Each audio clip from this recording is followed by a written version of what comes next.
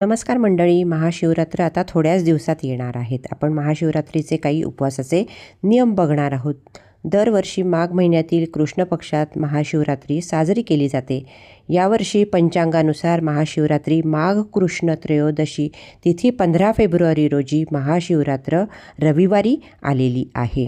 महाशिवरात्रीचे उपवास आणि पूजा त्याच दिवशी होईल. आपण वर्षभरात जितके काही सोमवार करतो किंवा महादेवाची जी काही व्रतवैकल्ये वर्षभरात करतो त्या सगळ्या व्रताचे पुण्य आपल्याला फक्त एक महाशिवरात्रीचे व्रत केल्यामुळे मिळते. त्यामुळे प्रत्येकानेच महाशिवरात्रीचे व्रत आवर्जून केले पाहिजे. ज्या मुलामुलींचा विवाह होण्यासाठी अडचण येत असेल तर त्यांनी तर आवर्जून हे व्रत करावे. लवकरात लवकर त्यांना मनासारखा जोडीदार मिळतो. तसेच सौभाग्यवती स्त्रियांनीसुद्धा हे व्रत आवर्जून करायचे आहे. हे व्रत केल्यामुळे अखंड सौभाग्य लाभते अशी मान्यता आहे. 15 फेब्रुवारी रोजी महाशिवरात्रीचे व्रत करणाऱ्यांनी सोमवार दिनांक 16 फेब्रुवारी रोजी उपवास सोडावा. या काळात तुम्ही उपवास सोडून उपवास पूर्ण करू शकता. महाशिवरात्रीचे व्रत लहान मुले, स्त्रिया, पुरुष सगळ्यांनीच केले पाहिजे. आता आपण महाशिवरात्रीच्या उपवासाचे नियम पाहूया. महाशिवरात्रीच्या दिवशी सकाळी लवकर उठून पाण्यात काळे तीळ टाकून आंघोळ करावी. शक्य असल्यास गंगा स्नान करावे किंवा आंघोळीच्या पाण्यात गंगाजल कालवून देखील तुम्ही स्नान करू शकतात.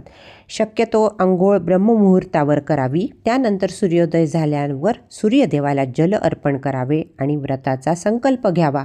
त्यानंतर नित्यपूजा करावी. उपवासाचे इच्छित फळ मिळण्यासाठी उपवासाच्या दिवशी फलाहार करून उपवास करावा. परंतु ज्यांना काही कारणास्तव फलाहार करून उपवास करणं शक्य नसेल त्यांनी फराळ करू शकतात. पण पांढरे मीठ वापरण्याऐवजी सैंधव मिठाचा वापर करायचा आहे. शेवटी उपवास हा आपल्या श्रद्धेवर व भक्तीवर अवलंबून असतो.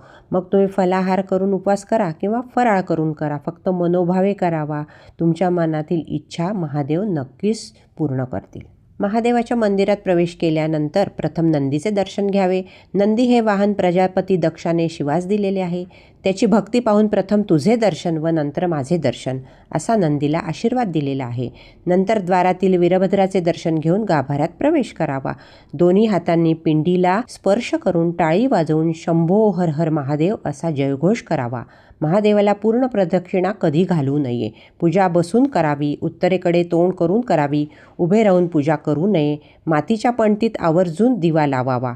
पणती आपण स्वतः न्यावी. बेलपान नेहमी पालथे व्हावे. त्याचा दांडा नेहमी आपल्या समोर येईल असे बेलपान व्हावे. जर बेलपान मिळाले नाही तर मंदिरातील शिवपिंडीवरील बेलपान घेऊन ते धुवून परत आपण शिवपिंडीवर वाहू शकतो. उपवासाच्या दिवशी दिवसभर महादेवाची मनोभावे आराधना करावी.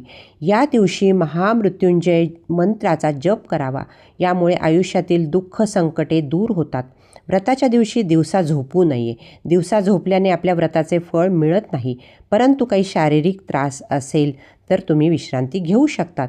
महाशिवरात्रीचे व्रत काही जण निर्जला म्हणजेच काही न खाता पिता करतात किंवा नुसतं पाण्यावर, काही जण फलाहार तर काही जण फराळ करून उपवास करतात. आपल्या इच्छेनुसार, शारीरिक क्षमतेनुसार हा उपवास आपल्याला करायचा आहे. उपवासाच्या दिवशी कोणाशी भांडणतंटा करू नये, निंदा करू नये, खोटे बोलू नये. आपले आचरण सात्विक असावे. फराळ जर करणार असाल तर साध्या मिठाऐवजी सैंधव मीठ वापरावे. आंघोळ करून स्वच्छ कपडे घालावे. शक्य असल्यास पांढऱ्या रंगाचे घालावे. बेलपत्र वाहताना नेहमी पालथं अर्पण करायचं. घरात किंवा मंदिरात शिवलिंगावर पाणी किंवा कच्चे दूध अर्पण करून अभिषेक करावा. शक्य असेल तर पंचामृताने अभिषेक करावा.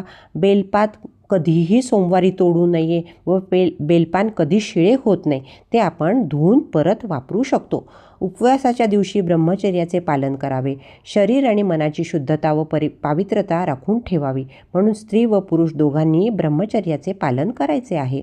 कांदा, लसूण, मांसाहार, दारू यासारखे तामसिक पदार्थांचे सेवन उपवासाच्या दिवशी टाळावे. जे उपवास करणार नसतील त्यांनी देखील शिवरात्रीच्या दिवशी सेवन करू नये. शिवपुराणात महाशिवरात्रीच्या दिवशी रात्री जागरण करण्याला खूप महत्त्व आहे. काही ठिकाणी तर जागरण करून महादेवाची मंत्र, पूजा, जप केले जाते. त्यामुळे व्रताचे फळ दुप्पट मिळते असे म्हटले जाते. महाशिवरात्रीच्या दिवशी आंघोळीच्या पाण्यात काळे तीळ टाकून आंघोळ केल्यामुळे आपल्या आयुष्यातील पितृदोष व कालसर्पदोष निघून जातो. महादेवाच्या पिंडीवर अभिषेक करताना एखादं भांडं घ्यावं, शंखाचा वापर करू नये. परंतु हे भांडं घेताना तांब्याचं भांडं अजिबात घ्यायचं नाही, कारण तांब्याच्या भांड्यात ठेवलेले पदार्थ म्हणजे दूध, दही, पंचामृत हे खराब होत असतं आणि हे विषसमान पदार्थ आपण पिंडीवर वाहणे योग्य नाही. फक्त जल अर्पण करत असाल तर चालेल. महादेवाची जेव्हा आपण पार्वती, गणेश, कार्तिकेय यांच्यासोबत पूजा करतो त्यावेळी कुंकू लावलं तर चालेल, पण महादेवाची एकट्याची पूजा करत असाल तर कुंकू मात्र अजिबात लावायचं नाही. चंदन आणि भस्म आपल्याला लावायचं आहे. धोत्र्याची फुले व फळे, बेलपत्र, पांढरी फुले या दिवशी आवर्जून अर्पण करावी. तसेच धोत्रा, मोगरा, शमी, अपराजिता, मोहरीची पिवळी फुले, रुईची पांढरी फुले, मोगरा, कमळ ही फुले आपण शिवपिंडीवर वाहू शकतो. पूजा करताना डोक्यावर ओढणी किंवा पदर असावा. काळ्या रंगाचे कपडे परिधान करू नका. शिवलिंगावर सिंदूर, कुंकू, नारळ पाणी अर्पण करू नका. तसेच चाफ्याचे फूल, तुटलेली फाटलेली बेलपाने, 2 असलेली बेलपाने कधीच आपण व्हायची नाही आहे. पूजेमध्ये तुळस, हळद, नारळ, केळ्याची फूल वाहू नये.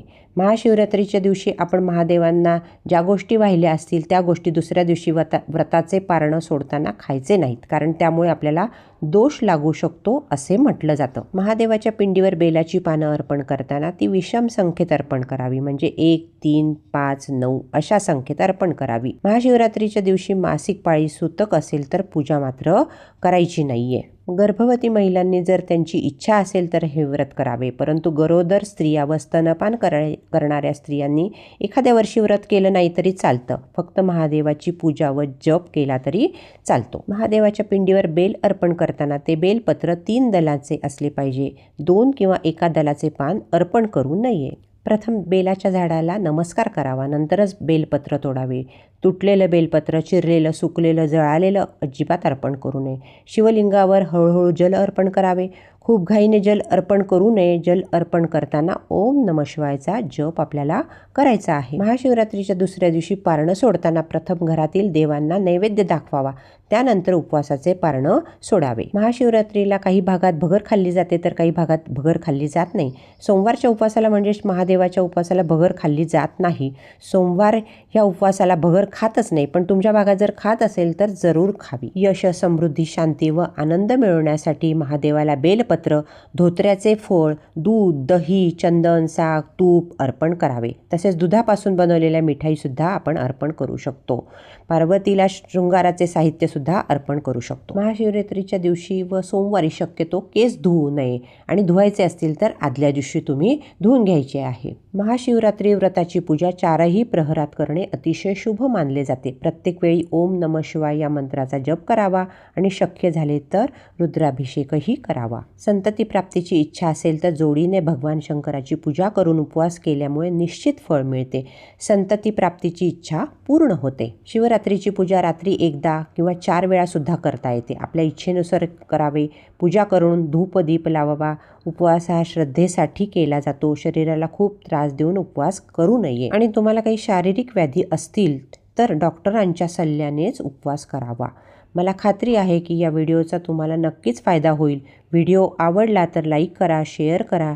चॅनेलवर नवीन असाल तर सबस्क्राईब करा. संपूर्ण व्हिडिओ पाहिलात धन्यवाद.